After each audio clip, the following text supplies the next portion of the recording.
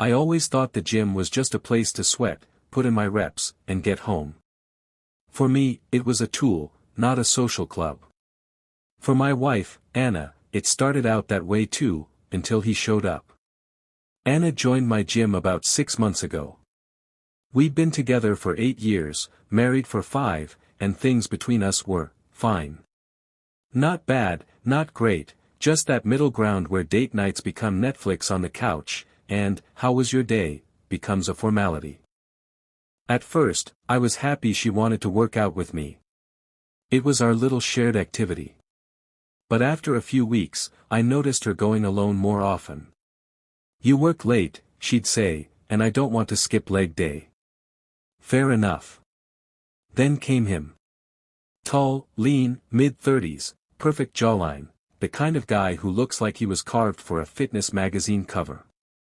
I noticed him spotting Anna one day when I came in early. His hand hovered a little too close to her lower back as she did squats. She laughed at something he said, not just a polite laugh, but that laugh, the one she used to reserve for me. I told myself not to be paranoid. People talk at the gym. But soon, she started mentioning Ethan, casually, as if I already knew him. "Ethan says these new shoes are great for deadlifts. Ethan showed me a better way to do planks. Ethan. Ethan. Ethan." Her workout stretched from an hour to 2. She started wearing new leggings, new sports bras, stuff she hadn't cared about before. She'd come home flushed, hair slightly messy, smelling faintly of men's cologne that wasn't mine. The turning point came on a rainy Thursday night. She claimed she was going for a quick cardio session before dinner. I decided to surprise her, maybe grab smoothies afterward. When I got there, she wasn't on the treadmills. She wasn't anywhere on the main floor. Then I saw them through the glass wall of the yoga studio, lights dimmed. No mats. No yoga poses. Just Anna, sitting on the floor, laughing with Ethan, their knees touching. His hand was on her thigh. My stomach dropped. She didn't see me. Not yet. And I stood there, watching, wondering if this was the first time, or if I was months too late. I didn't confront them that night. I wish I could say it was because I was being strategic, but the truth is, I froze. My hands were clenched so hard my nails dug into my palms, but I just turned and walked out into the rain. When Anna came home later, she acted like nothing happened. She even kissed my cheek and asked, "You ordered dinner yet?" as if she hadn't just been on the floor of a dark yoga studio with another man's hand on her thigh. That night, I barely slept. My brain kept replaying the image, the way she tilted toward him, how comfortable she looked. It didn't feel like a fling starting, it felt like something that had been alive for weeks. So I changed tactics. I started going to the gym at her usual time, without telling her. The first 2 days, she wasn't there, she claimed she'd gone earlier. But on the third, I caught them again. This time, she was on the bench press, and Ethan was spotting her. There's a certain way you spot someone, firm, neutral, professional.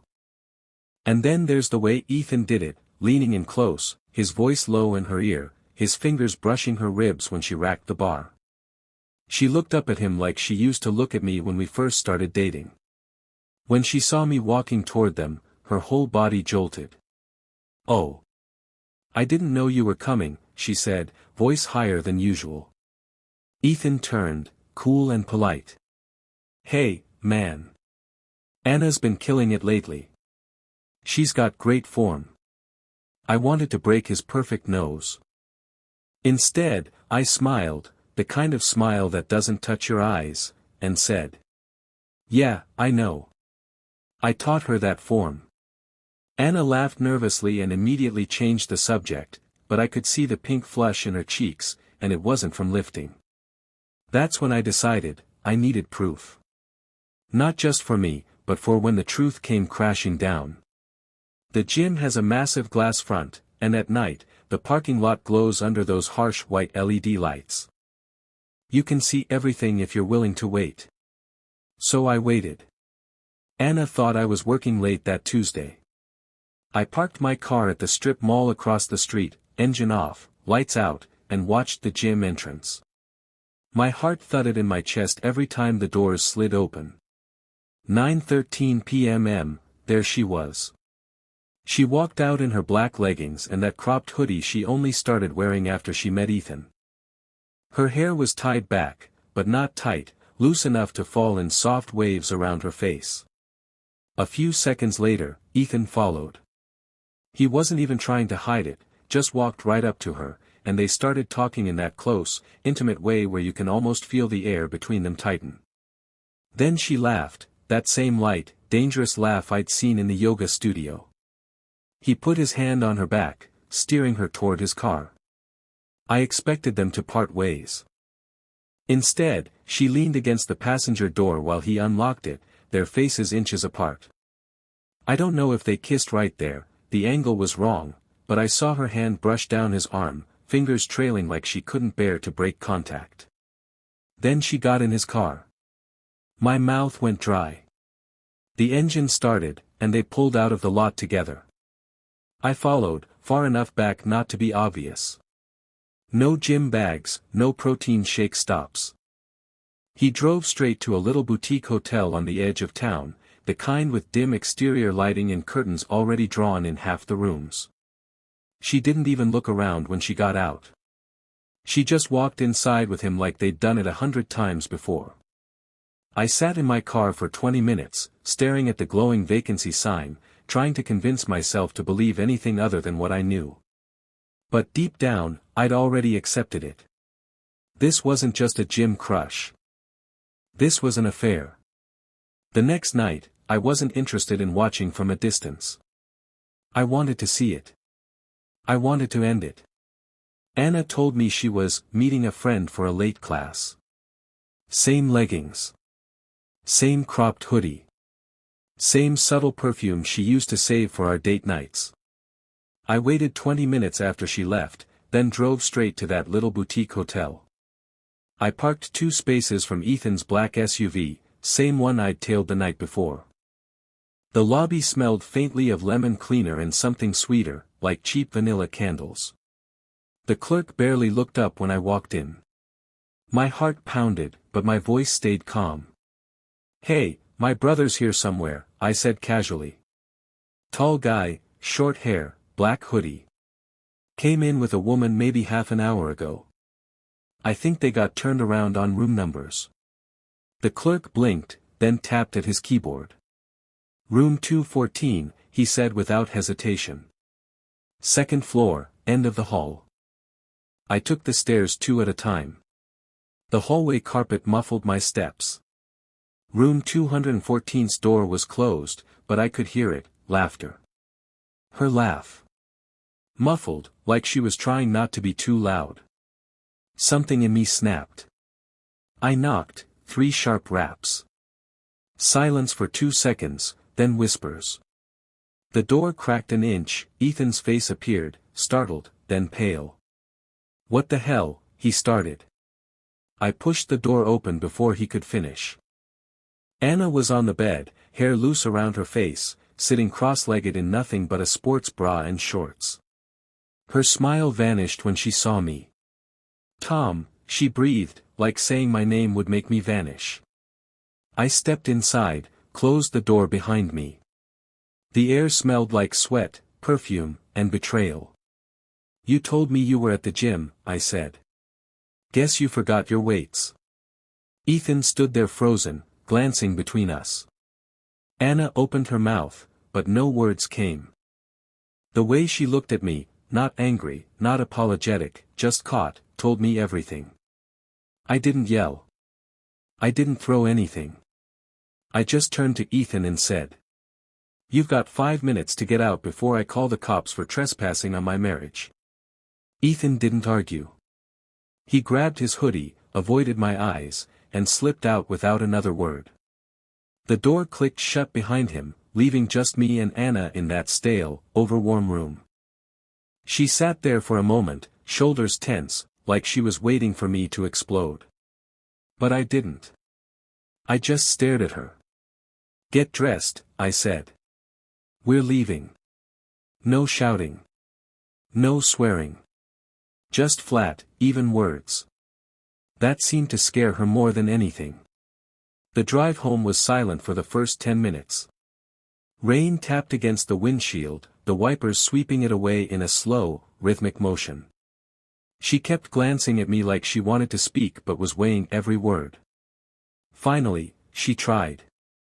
Tom, it's not what you think. I let out a dry laugh that didn't sound like me.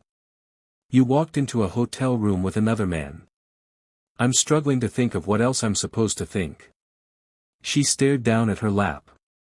It just happened. I didn't plan it. I gripped the wheel tighter. That's the thing, Anna. Affairs don't just happen.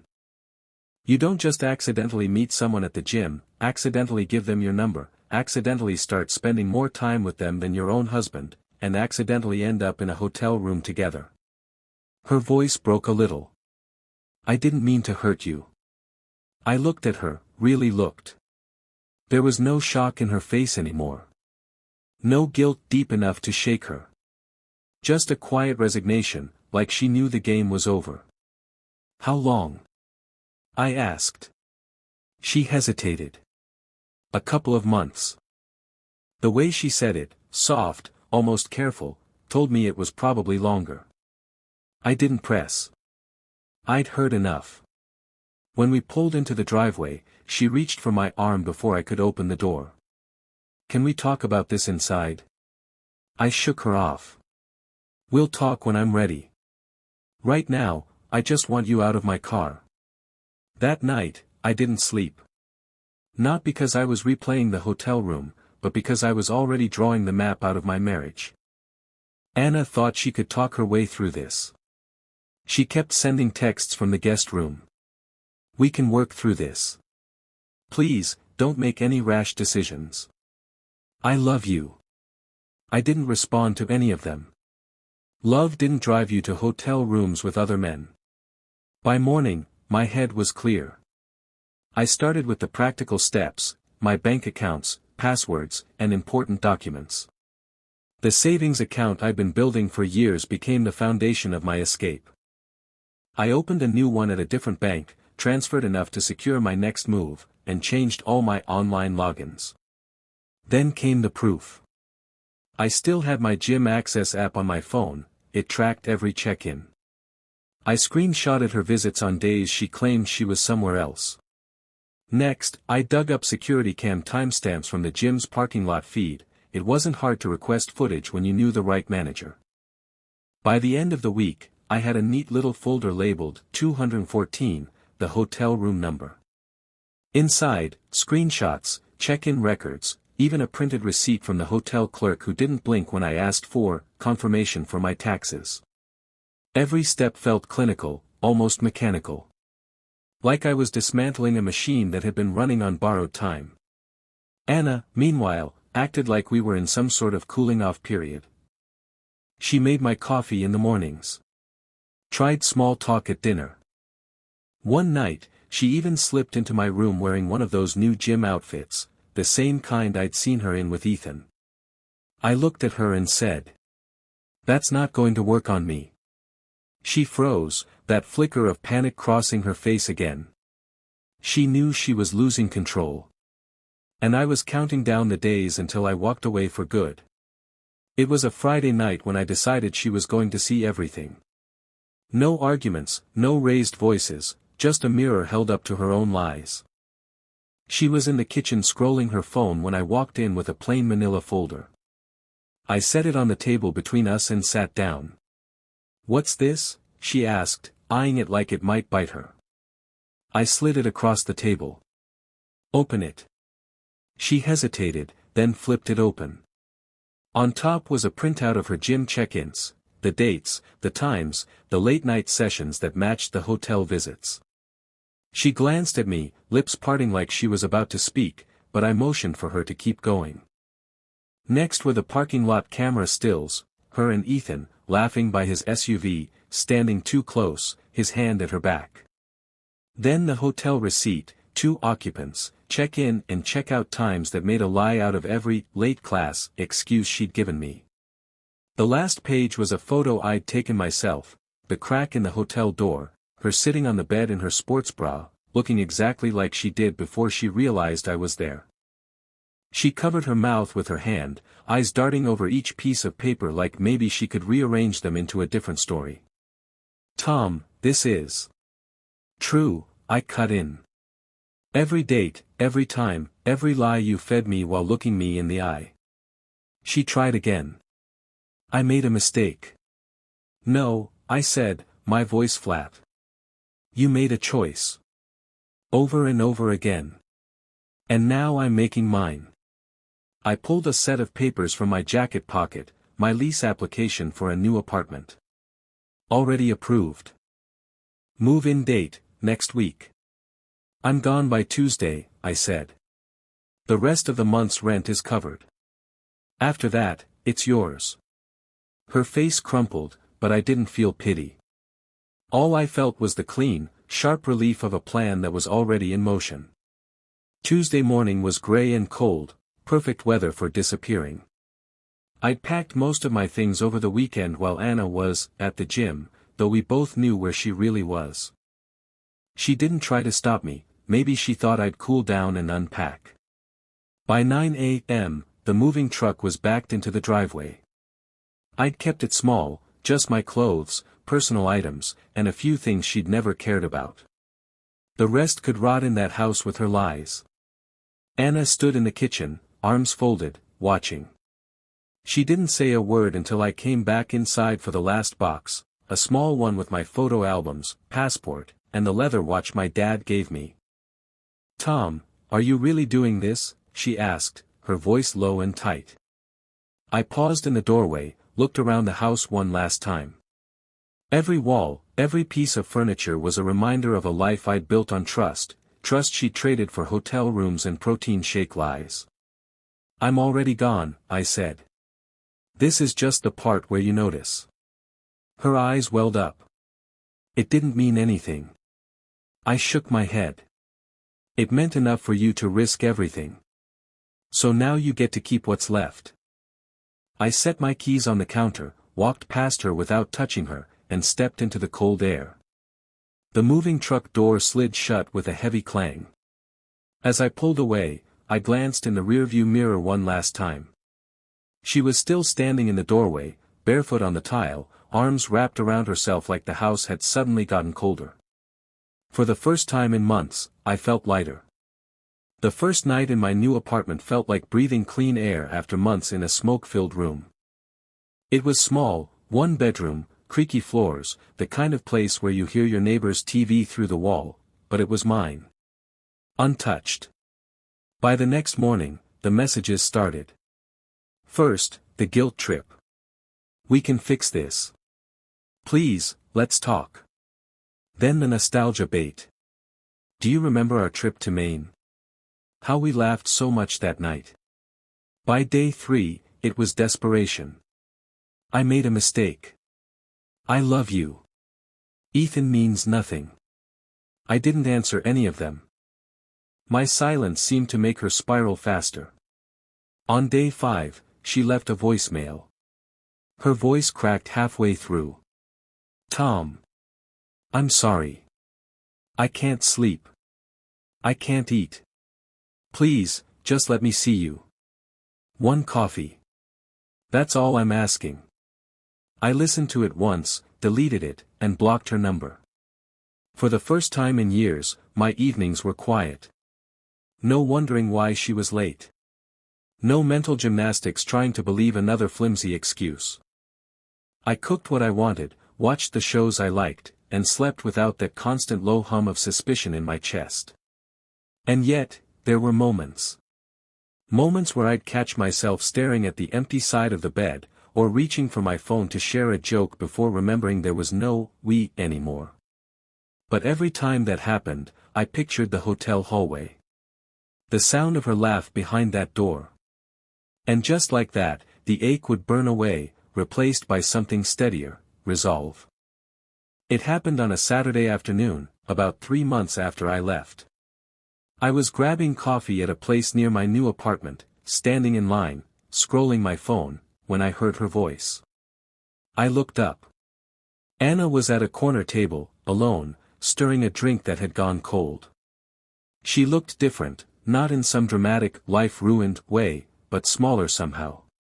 Her gym glow was gone. The spark she used to fake so easily was nowhere in sight. She noticed me, and her face lit up like a match, quick, bright, desperate. "Tom." I gave her a polite nod but didn't move closer.